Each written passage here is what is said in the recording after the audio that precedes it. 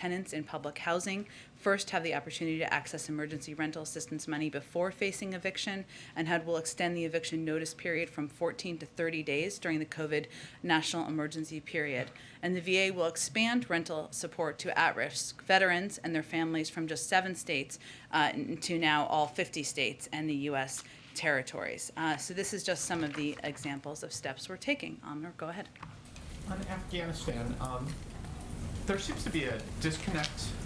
Veterans organizations, refugee advocates are saying that Afghans with visas are risking death and facing beatings at the airport. And I hope I'm framing this right, but there's been the sense I've heard, I think, from you and others in the administration that the Taliban is by and large met its commitment to allow people with the right papers onto the airport. Can you try to help Americans that are seeing and what seems to be a disconnect between these two different statements of what is happening? Well, first let me say I wouldn't see it as a disconnect, and let me explain to you why. I noted earlier that, or we put out earlier today, that 19,000 people were evacuated. The vast majority in a 24-hour period. The vast majority of those were, of course, Afghans, as you know by the numbers that the Secretary of State just put out. That does mean that a great number of people are making their way into the airport and onto flights to evacuate from the country. There are certainly cases and incidents, and we have heard, you have reported, where individuals are not getting through that should get through. And we are approaching those and addressing those on a case-by-case basis as those are raised. But I would note that, again, 19,000 people in a period of time, the vast majority of them are Afghans, SIV applicants, individuals who have the appropriate paperwork to evacuate, and that was just in a 24-hour period. Can you give us an update on where things stand with the president and the coronavirus origins review? Sure. I understand he's gotten a copy of the 90-day report. Was there any conclusions that the IC was able to come up with? Sure. Well, let me confirm for you, as you noted, he did not just receive a copy, he received a briefing yesterday on the 90-day origins report. It was a classified briefing, so of course that's not information we would provide publicly.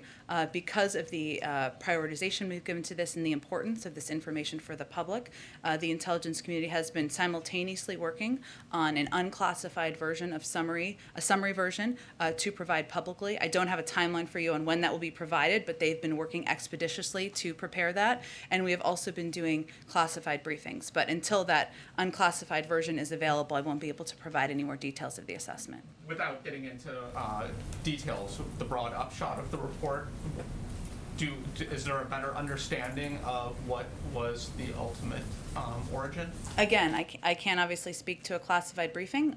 I know you are eager to receive an unclassified summary. That is something the intelligence community has been working to produce, and as soon as that is available, it will be put out publicly from the intelligence community, from ODNI, and we will also ensure you all have access to it. Go ahead. Thanks, Jen. Secretary Blinken just said, and Jake Sullivan said the other day, that even after August 31st, that the U.S. government is committed to helping Americans and Afghans who are still in the country eligible to get out safely. How do you do that if the military is gone? How do you safeguard these people and get them where they need to go without the U.S. military in the country? Well, I know, Nancy, as you mentioned, that the Secretary was asked that. He didn't go into detail for a reason, because we are currently having those discussions through diplomatic channels. But what he assured, I think, the public of, and I can reiterate from here, is that we are looking at a range of options for how we can continue to provide consular support, facilitate departures for those who wish to leave after August 31st. And our expectation, and the expectation of the international community, is that people who want to leave Afghanistan after the U.S. military depart should be able to do so. We're working on that. As soon as we have more to provide to all of you, more information, we will do exactly that. And then based on the numbers that you've provided of Americans who have been evacuated, it sounds like there are at least 70,000 Afghans who have been evacuated. How do you possibly vet all of those people in a timely fashion when clearly the Customs and Border Patrol and the relevant officials must be completely overloaded? They are. And I will say this is a reflection of the fact that we have hundreds of employees of our intelligence community working 24 hours a day to do the vetting necessary and reviews necessary to move people into the United States. Now, I would remind you that there are a number of people, tens of thousands of people who are departing Afghanistan who are going to third countries, lily pads as we've been calling them, and where additional vetting can take place, either because they've only proceeded through certain steps of the immigrant visa process, or because their vetting process has not yet been completed. I can give you a little bit more detail too on the vetting process if that is helpful. So the screening and security vetting is conducted by a combination of the intelligence, law enforcement, and counterterrorism professionals from across government. So the Department of Homeland Security, Department of Defense, the FBI, the State Department, the NCTC, the National Counterterrorism Center, and additional intelligence community partners. What they are doing are they're conducting screening and security vetting for all SIV applicants and other vulnerable Afghans before they are allowed into the United States. This includes reviews of both biographic and biometric data. And if an individual is not through that vetting process, they're not coming into the United States. And are there any estimates for how long it'll take to work through that backlog? Could these people be going through the system for months or years? You mean people who are in third countries? Well, what I will tell you is that it typically takes months to go through this process, and what this is a signal of is the fact that this is a top priority for the president and the intelligence community and the individuals who oversee this vetting process, who have massively expedited the process in order to move through the necessary steps, thorough steps, in order to process individuals and get them moving through the system. Go ahead. Thank you, Jen. At the tail end of the president's remarks today about cybersecurity, he was asked about Afghanistan, and he made a joke. I think Peter asked him that question. The other Peter did, and he made a joke. So what's so funny? Well, I think the question he was asked, if I remember correctly, was about when he will provide information about a decision on August 31st. I don't want to paraphrase the question if that was an inaccurate description of the question. To a lot of people watching. Of course, it's a very important question. And I think what he conveyed is that he has not, well, what I can convey from here, I should say, is that as he stated yesterday, and as the Secretary of State just stated, we're on track to complete our mission by August 31st. Obviously, there are discussions, and the president received a briefing just this morning. As I noted, he asked yesterday for contingency plans, and he received a briefing on them this morning. These are incredibly serious issues, and they are discussions that are happening internally. And I'd note that in addition to the contingency plans that he requested, he also, I will reiterate, as we stated yesterday, that this is all contingent on us achieving our objectives and the continued coordination with the Taliban. And the president has spoken, I would say, to this issue. Peter, as you know, you've attended a number of these multiple times over the last several days. And he has also highlighted the fact that we are closely watching, closely following the threats from ISIS-K, which he also received a briefing on this morning. And his remarks last night, he gave a lot of time to the domestic agenda. Does he think that the Build Back Better plan is as urgent and as time sensitive as this evacuation of Americans and Afghan friendlies from Kabul? Well, first of all, I think it's important to the American people who care deeply about whether they're going to have jobs, whether they're going to have child care, whether we are going to be able to compete with China and countries around the world, to understand that we have to do multiple things at the same time. That's exactly what any president of the United States has to do. The next one, just as these negotiations about safe passage for Americans and SIV holders continue, why haven't we heard the president say the United States does not negotiate with terrorists? Is that still the U.S. policy? Well, of course it is, Peter, but I would also say that there's a reality that the Taliban is currently controlling large swaths of Afghanistan. That is a reality on the ground. And right now our focus and our priority is getting American citizens evacuated and our Afghan partners evacuated. And I would say, given the numbers that we've outlined and briefed for you, that we've made a great deal of progress in doing exactly that. Okay, go ahead, Justin. Thanks. I had a couple, but actually to kind of follow up on the question that Peter just asked. Sure. You've talked about the coordination with the Taliban and that the president's obviously made this threat of a severe response if they disrupt the effort to get Americans out. But I'm wondering, has the U.S. offered the Taliban anything in terms of cash or supplies to help facilitate this coordination? No, this is not a quid pro quo. We have laid out clearly what our expectations are about moving American citizens and our Afghan partners, allies out of the country, and that's what we are working to deliver on. The Fed has their big meeting in Jackson Hole this week, or a virtual one pegged to that.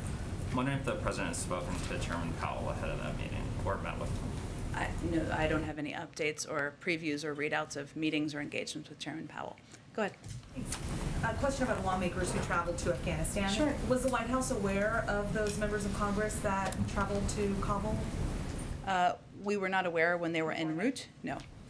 What's the White House's reaction to that trip? Was it beneficial, or what's the White House's reaction? Well, our guidance continues to be to all American citizens, including elected officials, this is not the time to travel to Afghanistan. And our focus, our objectives, our resources need to be laser focused on evacuating Afghan partners, evacuating American citizens, and that's best done in the hands of the Department of Defense and State Department professionals who are on the ground. One more. The 31st, of course, is the deadline for the drawdown, but when do the gears shift from evacuation mission to withdrawing troops? Well, I noted a little bit earlier that the president was briefed this morning on contingency plans and continues to have optionality should he decide to change plans, even as we are on track to complete our mission by August 31st.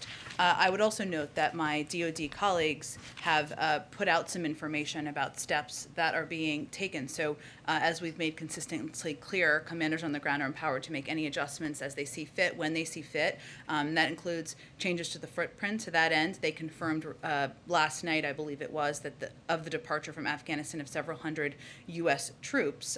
These troops represent a mix of headquarters staff, maintenance, and other enabling functions that were scheduled to leave and whose mission at the airport was complete. It does not have an impact on our mission at hand. Go ahead. No, just following up on Afghanistan. Sure. People traveling there, the LA Times has a story saying that a group of students and their parents are in Afghanistan. Do you have any more information on that, or is that a...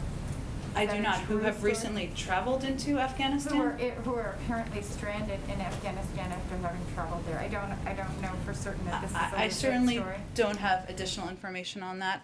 I know, as our Secretary of State just noted, when he went through a thorough summary of American citizens and our contacts and our focus over the last several days, he gave an update. I'm happy to take their information if there's something more detailed you have. Terrific. And then just on another issue, on the Fed, you know, we're all waiting for some news about Fed appointments. Can you give us any kind I've of heard that. timeline for a decision on that? Is there any, can you give us any guidance on? I don't have what any guidance for you on the timeline. Okay. Go ahead. Oh, go ahead. Just yeah, real quick. go ahead. I'm so sorry. Oh, sure, go ahead. Go ahead. So, on Afghanistan, and we just heard from Anthony Blinken that 45 to 46% of those evacuated have been women. Yeah.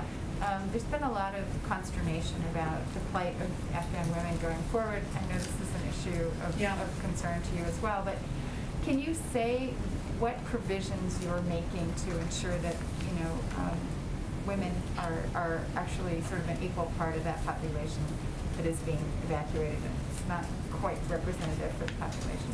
Sure. Well, I know that our Secretary of State spoke to this just a few minutes ago. But what I can reiterate or add to, I suppose, is one, we are going to continue to work with the United Nations and our allies and partners around the world to continue to provide humanitarian assistance and a range of assistance to Afghanistan, even when we don't have a presence on the ground.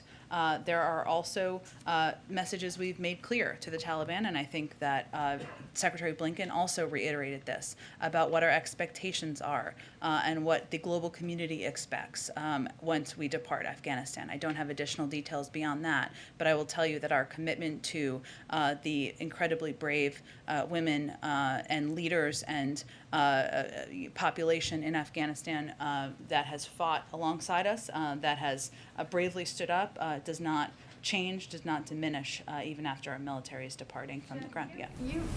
Anthony Blinken today gave us numbers for the numbers of Americans that are believed to still be in Yeah. Afghanistan.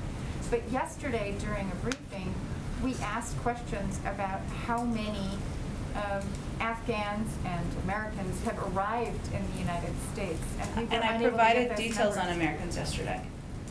But not on the number of Afghans that have arrived at these military bases. Do you have a specific breakdown on the numbers of people Well, that first are I coming in? I know it's fluid. confirmed yesterday that it was 4,000 Americans who'd been evacuated. Obviously, that number increased, and the Secretary of State gave an updated number this morning. I would remind you that the U.S. military is overseeing the evacuation of individuals out of Afghanistan, and the State Department oversees the visa processing. Hence, the update was provided by the Secretary of State. During his briefing that he just gave, he also noted that he would work to provide additional numbers of Afghans. But I would note, since we provided a detailed number of Americans, and we have also provided on a day-to-day basis, twice a day, the numbers of people coming out, the vast majority of those are Afghans by numbers. Go ahead. The Secretary gave us some specificity in terms of what the President may consider completing the mission or achieving objectives as it pertains to Americans. Do you guys have a specific threshold or number when it comes to Afghans about what would define completing the mission or your objectives by August 31st in terms of evacuations? We've never put a cap on the number of special immigrant visa applicants, the number of individuals who can apply for our variety of programs that are overseen by the State Department. And I'm not going to put a cap on that today. I'd also note that, as the Secretary of State said, we will continue, and we are continuing to look at a range of options to provide support and to provide a means for departing Afghanistan even after our U.S. military departs. So there's nothing where you guys are looking at maybe the existing SIV backlog pre-August 14th and say we want all 18,000? We are not putting a cap on the number. We are continuing to work every day to get as many people evacuated as we can. And just one more quick one. You guys have been very clear in stating these numbers are Americans that want to leave. There are clearly Americans, many of them dual citizens, who are also choosing not to leave. Yeah. What is the level of concern inside the administration about dual citizens or American citizens who choose to stay in the country at this point? Well, I know this is very hard to understand for many people sitting here, and I think this is why you're asking this question. Or not sitting here, even, I should say, people who watch your shows or read your newspaper. But many of the people, we suspect, many of the people of these 1,000 contacts are dual citizens. Some, as Secretary Blinken noted, are people who may not be ready to leave. For a variety of reasons. Maybe they have an extended family there. Maybe they've spent their entire lives in Afghanistan and they have not yet made the decision to depart.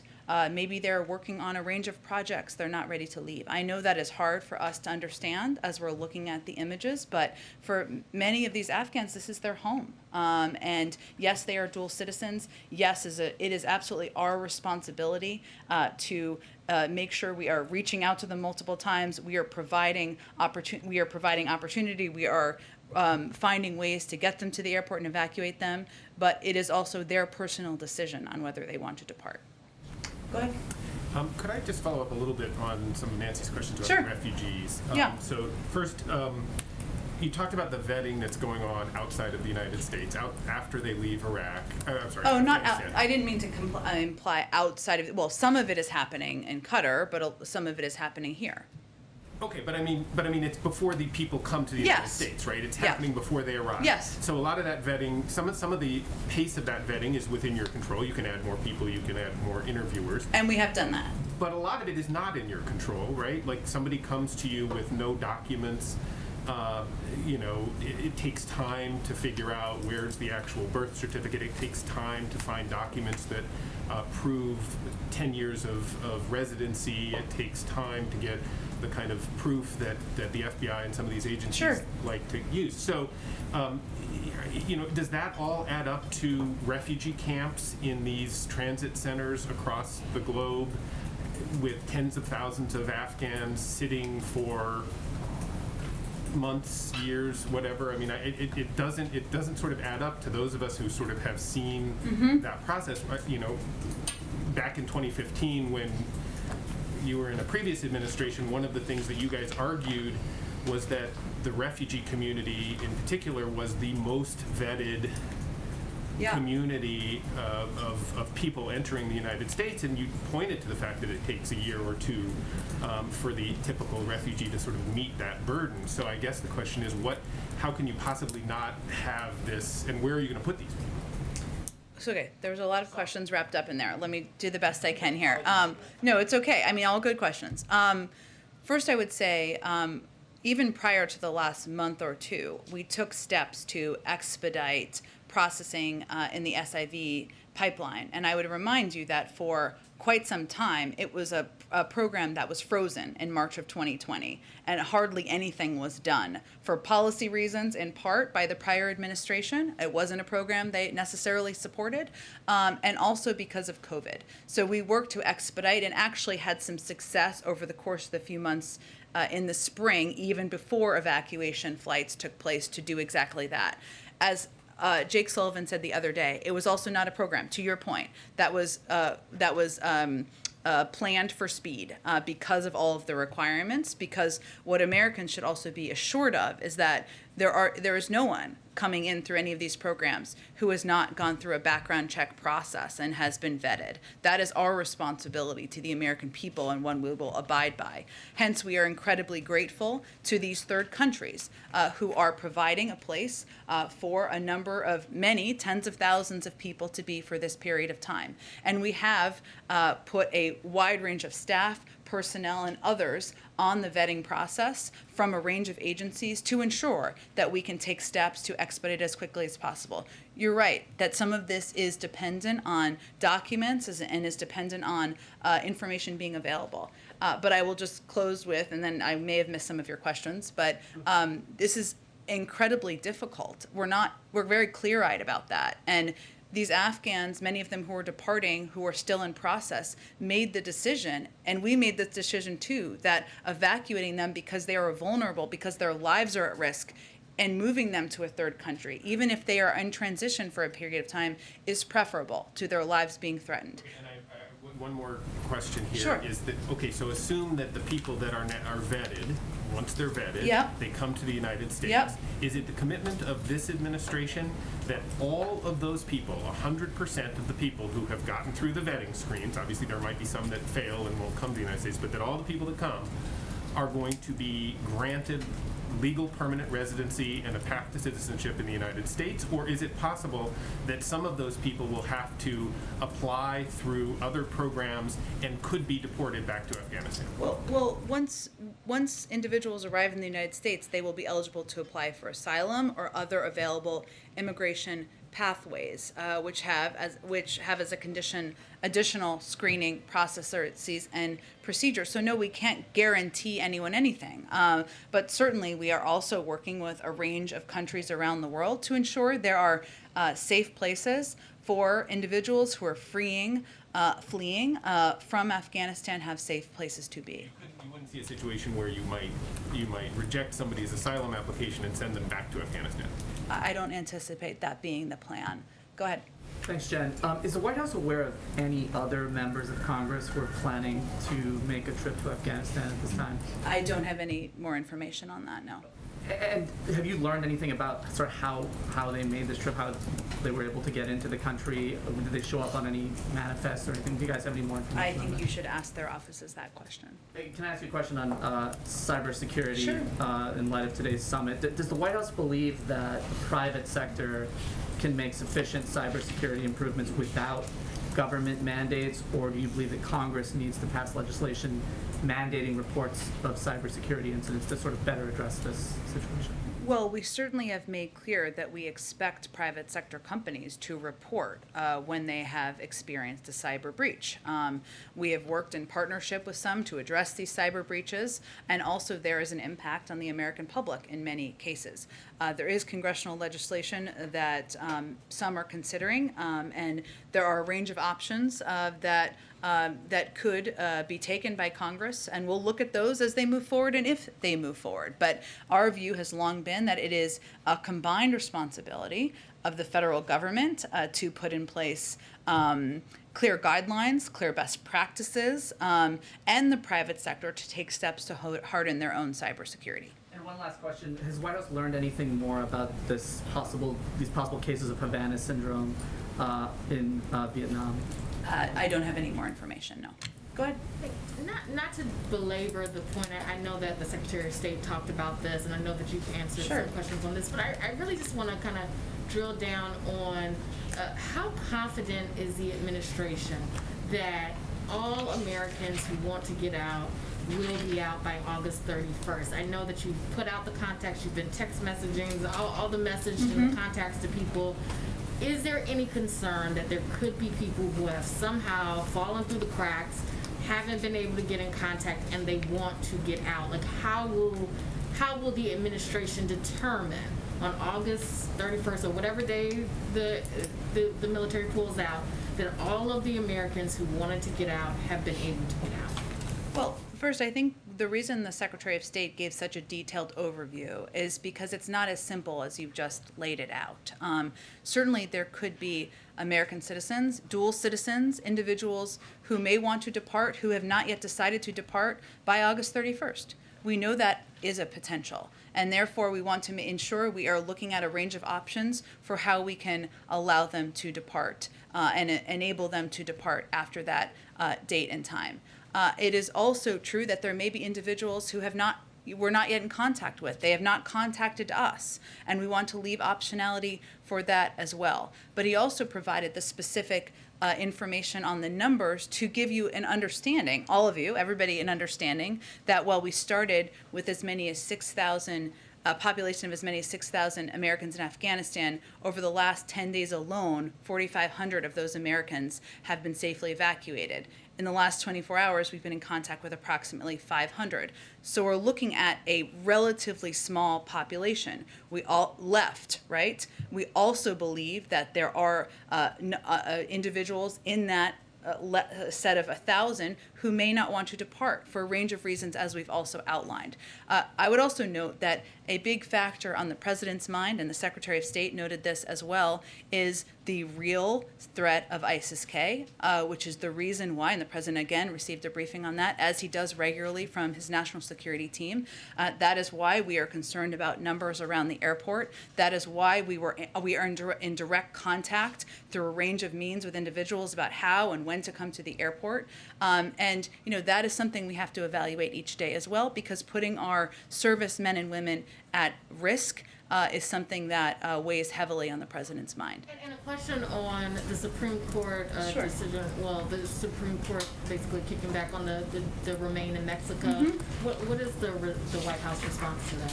Well, I know the Department of Homeland Security put out a statement on this last evening, so let me reiterate some of those points. We respectfully disagree with the district court's decision, and we regret that the Supreme Court has declined to issue this stay. DHS has appealed the district court's order and will continue to vigorously challenge it. We are also, though, in the same vein, compelled by law to now proceed with means by which we abide by the ruling. Go ahead. Does that then mean that negotiations are now underway between the U.S. and Mexico on returning to the Migrant Protection Protocol? Well, the Department of State, DHS, with DHS support, is engaging in diplomatic discussions with the government of Mexico as part of our efforts to implement the court's order. And I would just note, I should have said this a little earlier, I mean, our point of view continues to be that this program was not implemented in a moral way. It was inefficient. It used resources by CBP resources. It led to a backlog in the system, and it is fundamentally a program we have opposed, but we are also abiding by a court order. Can I ask you a threshold question Sure. about the range of assistance that the U.S. is now promising to offer to Afghanistan after August 30th? Yep. You talk about consular services. Is it the president's expectation that the Taliban will continue to allow safe passage for Afghans to the airport after the U.S. leaves? It is our, again, this is part of an active discussion, and I understand certainly why you're asking the question, but we continue to believe that there will be there could be, I should say, American citizens. There could be Afghans who would be eligible for special immigrant visas, or would be individuals eligible for a range of our programs who would want to depart. That would require a means of departing, and that's what we're working through now. So if there's no guarantee yet from the Taliban to continue to allow safe passage for the people that the U.S. is hoping? Again, these are ongoing discussions, and that is our expectation and what we're working toward. Go ahead. A couple quick questions. Yesterday, the president and you, I think, said that he had asked the Pentagon and State Department for all contingency plans. Has he received all the contingency plans, or is there a full set that he's still waiting for more of? Yes, he received a briefing this morning. So he has received, in totality, all the contingency plans that they're providing? Okay. Again, this is an ongoing discussion, right? And as you well know, and the president has lengthy meetings, sometimes more than once a day, with his national security team. But yes, the contingency plans he requested, he received a briefing on this morning. Perfect. That helps. Earlier, we heard from the Secretary of State saying that there are as many as 1,500 Americans, by my math, who still want to get out, who are in Afghanistan right now. Is it possible that they could be evacuated before? Could these evacuations end before that date? Could it finish before August 31st? Well, it could, Peter. I think, and I would just note by the numbers, right? 4,500 Americans were evacuated over the last 10 days. That doesn't even count their family members, whether it's a spouse and children, or a combination. And that we've also been in contact with an additional 500. So it's actually more like a pool of 1,000 who we are reaching out to multiple times a day through multiple communication channels: phone, text, email, WhatsApp, etc. As I noted a little bit earlier, we also have an expectation that there are a number of these individuals, dual nationals, people who may have expansive extended family, who may not have made the decision to part at this point in time. And let me ask you, earlier one of my colleagues asked you, and you said you didn't want to provide a cap as it relates to Afghan allies, vulnerable Afghan allies who are still seeking to leave the country right now. Recognizing you don't want to provide a cap, can you provide us a baseline? What is the stated goal, as provided the president, of the number you estimate it is at least as many as? So there's some context for these numbers of 80,000+ people who have now been evacuated. That is similar to me in giving a cap. And there are people who are not yet through the process who may not count as an SIV applicant at this point in time, or may be eligible for a range of programs. Our objective, as you've seen by the numbers over the past several days, is to evacuate as many people as possible who qualify for any of these programs. I guess why can't the White House or the administration say what that stated goal is, even as a baseline, so people get a sense of what we're shooting for in this process? What's the harm in saying that? Because I don't think there's a benefit in giving a cap. That's not our objective. It gives context to when you say 80,000. 80,000 well, is a lot, but is it out of how many? Fair. I think important context, though, is that we've now evacuated, again, 88,000 people, 82,000 people on U.S. military and coalition flights. You know, just a week ago, some people were saying we couldn't do 50,000. We've done 82,000. And so just to put into context, again, that's a flight yesterday, every 39 minutes. That is thousands and thousands of people coming through the airport every single day, 19,000 people yesterday. I think these numbers do provide context, and we're going to continue to press every single day to get more people who are eligible out of the country. Of course, we don't know of those 80,000 how many are SIV eligible applicants, right? Some may just be those who wanted to evacuate the country, which is part of why I ask. Well, I think that what's important to note here is that the people who we are prioritizing are American citizens, are SIV applicants, and others who might be eligible for a variety of programs. And in order to prevent a mass crowding at the airport, those are the people we are in direct contact with. And then let me ask lastly about the two congressmen who went over there. I know the statement you've put out about they shouldn't be doing this, that this was the wrong decision to be made. About the merits of what they said, though, having now returned. They said that because the evacuations started so late, there's no way the U.S. will be able to get all those necessary evacuees out, even by September 11th. What does the White House say to that criticism that those two lawmakers are saying based on their firsthand experience? Well, I would say first that we're on track to have the largest U.S. airlift in history, and I think that speaks for itself. Go ahead. Hi, can you speak to what a colleague is reporting, that the administration plans to recommend vaccine boosters at 6 months, not 8? I have not seen that report, but I would note we just put out the guidance, the CDC just put out the guidance a couple of weeks ago or last week. It's all running together 2 weeks ago on 8 months, and if they update that guidance, it would certainly come directly from them. Do you know if that's is that under consideration? I would point you to the CDC. And then secondly, what is President Biden prepared to do to push the Chinese on the Wuhan lab investigation? There's been reporting that the Chinese are not being cooperative. They're pushing back at the U.S. on that. What is he prepared to do to free up more information on that? Well, I think it's well known they haven't been cooperative, right? Through your reporting, other reporting, and just the fact that they obviously have not, in a publicly available way, provided the data and the information that we have been requesting. In terms of an assessment of what steps we might take, I don't have anything to preview for you on that front. Go ahead. Thanks, Jen. I know you don't want to get into the details of the COVID origins report assessment. Yeah. I will be happy to when there is an unclassified summary for all of you. Right. But of course, the purpose of the 90-day review was to put a focus on this question. So if at the end of the question we don't have clarity or a smoking gun or high confidence, what's the next step? We'll talk about that once the summary is out in public. Just, go ahead. Just if you can update us on the White House role in responding to the crisis in Haiti. I know USAID and SEVCOM have given us updates, but what has the White House been doing? Yeah, this is something I think, as you know, and you've been following closely, we've been deeply engaged with and involved with under the leadership of our of Samantha Power, who is the director of USAID. In terms of, are you looking for specific assistance and specific what we're getting to the ground? Let me get you updated numbers that we have provided as of today. I think the last information I have is about a day old, but it's an ongoing process. Go ahead. Thanks, Jen. I just wondered if you could give us a preview of the President's upcoming meeting with the Israeli Prime Minister, and if we can expect any announcements on the reopening of the Palestinian offices in Washington and the consulate in Jerusalem, and if not, what's the status of those projects? Sure. I know we did a briefing call to provide a preview of that last night, or I believe yesterday at some point in time. I will say that the President's looking forward to welcoming the Prime Minister, who's already in town, as you know, having a variety of meetings today.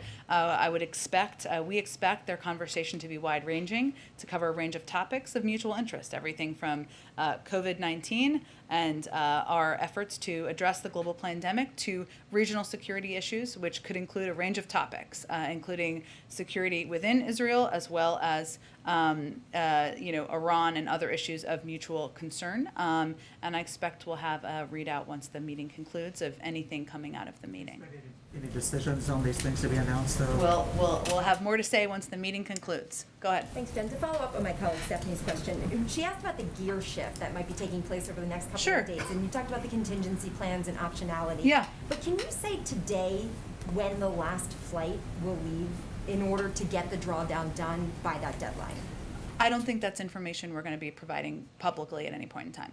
How would we know then? I mean, you're giving the updates on Once the data. it's complete, like, we'll you'll provide say, that to you. This is it? This is the last update we're going to give on the numbers? Well, again, we are in direct contact with people who are departing and evacuating from Afghanistan, whether they are SIVs, whether they are eligible for other programs, whether they are American citizens. Our objective is to provide, to do that in as safe a manner as possible with rising threats from ISIS-K. Again, DoD will provide operational updates, as they did yesterday, about moving military out, moving equipment out, et cetera. And as we've noted, that would be in advance of the 31st in terms of equipment that would need to move out. But I don't anticipate that we're going to give you an exact date or an exact time for security reasons. And then after it happens, though, you guys have been very good about giving data twice a day on these numbers. Is there going to be one of those updates that will say, and that is it, that's the last evacuation flight? I'm sure we will make clear to all of you when it is the last flight. Absolutely. Go ahead. I think NBC has announced it's doing an interview tomorrow with the Capitol officer who shot Ashley Babbitt. Do you have any concern for his safety, having his name disclosed like that, or any reaction to the announcement? I had not seen that report of NBC's planned interview, so I don't really have an immediate reaction to it. Go ahead. Yes, Jen. What is the reaction of the administration to private contractors now selling seats for thousands of dollars on charter flights out of Kabul? Well, we are evacuating people free of cost because that is the right step to take, and certainly we wouldn't be supportive of profiting off of people who are desperate to get out of a country. Go ahead. Thank you, Jen. I have a question on Afghanistan and then about a criminal justice matter. Sure. On Afghanistan, one of the real villains of the Taliban takeover has been former Afghan President Ashraf Ghani. President Biden has faulted him for not fostering national unity and not putting up much of a fight against the Taliban. There are reports that he fled the country with millions of dollars in cash, and members of Congress are asking the Biden administration for answers on whether that is indeed true. Does the U.S. government know if Ghani fled to Dubai with millions in cash, and will there be efforts to bring him to justice if so? I don't have any more information on what former president did when he fled the country. You don't know that answer? I don't have any information. And on criminal justice, you said in response to a Zolan question recently that President Biden is exploring using clemency for nonviolent drug offenders. It's rare for presidents to use clemency their first year in office. Should we expect any grants of clemency this year in 2021? And does that mean that the president is working toward honoring his campaign pledge to free everyone in prison for marijuana? I don't have a timeline for you. I would just stand by what I said in response to Zolan's question about how he's considering clemency for nonviolent drug offenders. Go ahead. Thank you, Jen.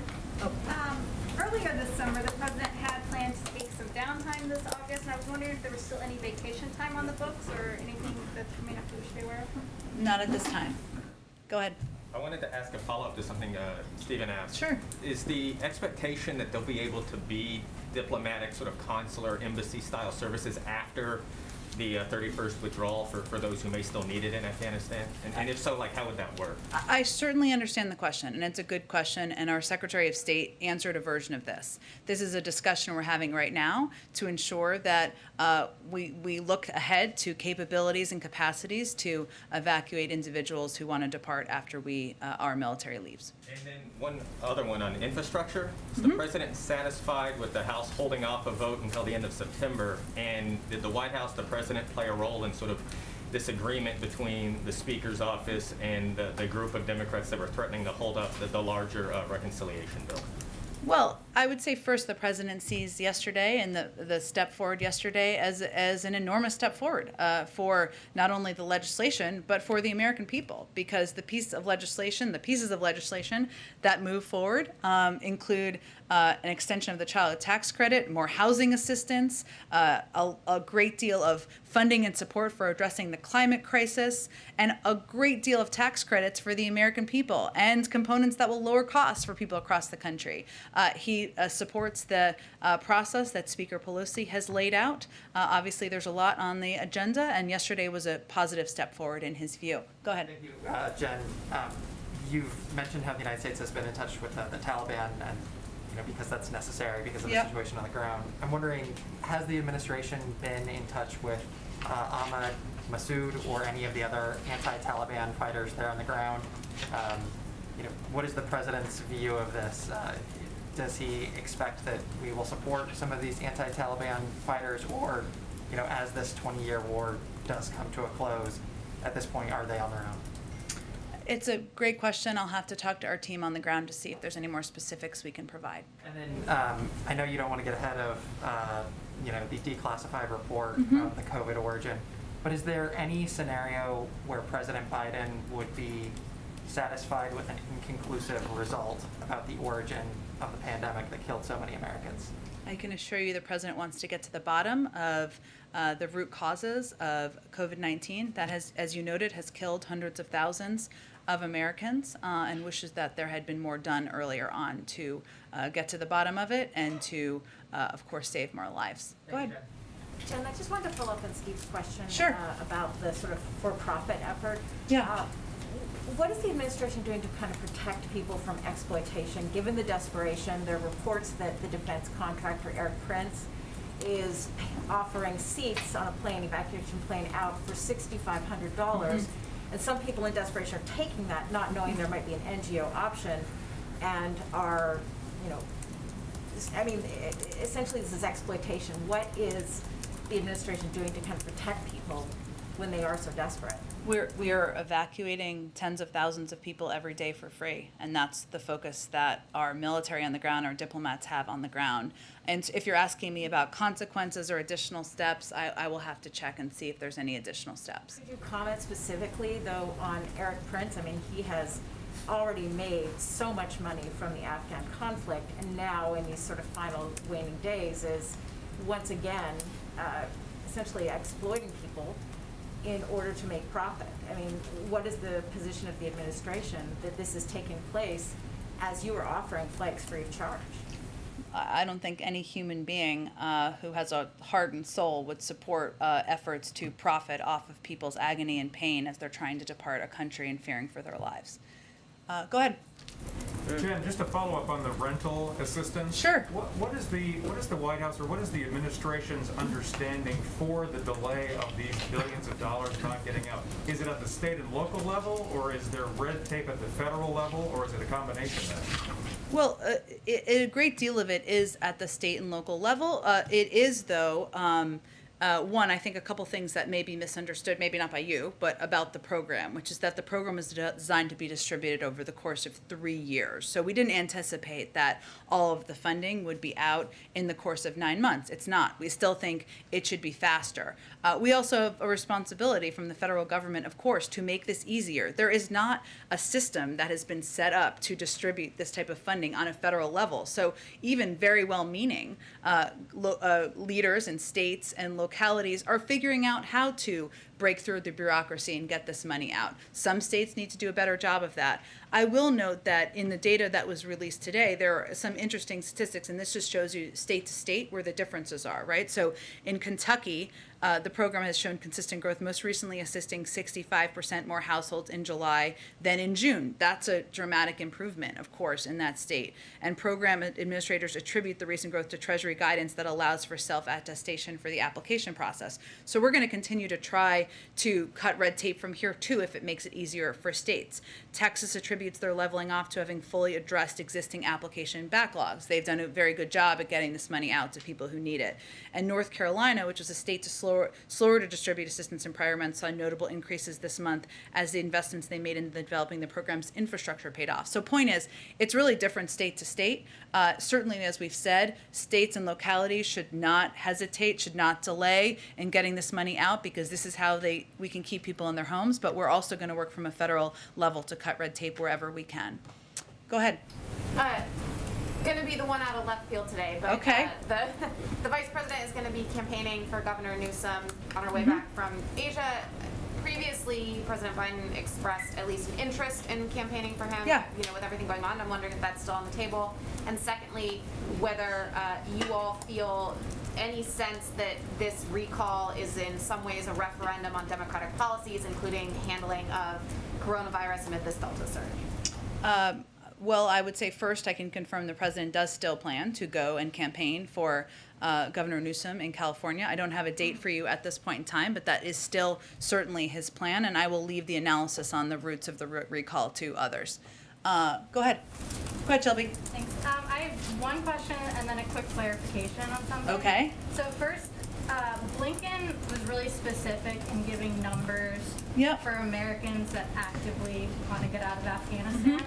Has the State Department made direct contact and confirmed with all American citizens that they want to stay, that they might want to stay in Afghanistan, or is the assumption that if they haven't contacted the embassy or the State Department that they must not want to leave? Well, I would say first we've sent out, as Secretary Blinken noted, 19 messages to American citizens over the course of the last few months. We've also done a great deal of outreach and advertising, providing information for anyone who wants to leave, including the offering of financial assistance in recent weeks for people who want to leave Afghanistan.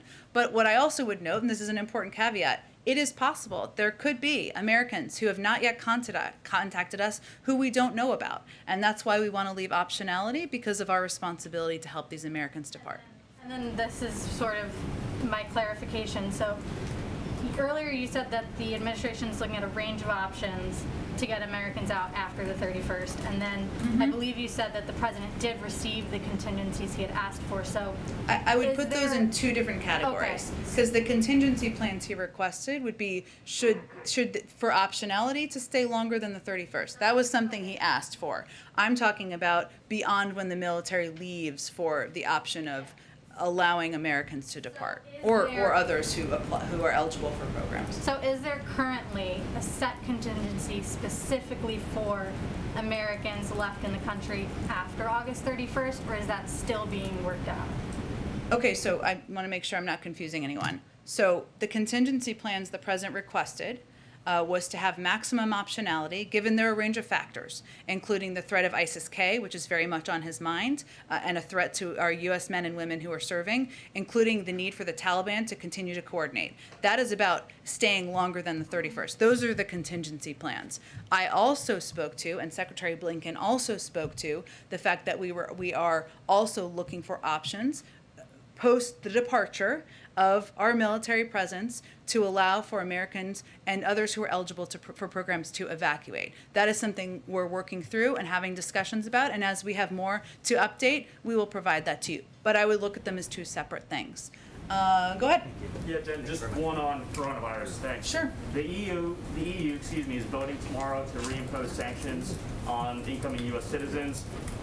Is the president in contact with his contemporaries about that decision?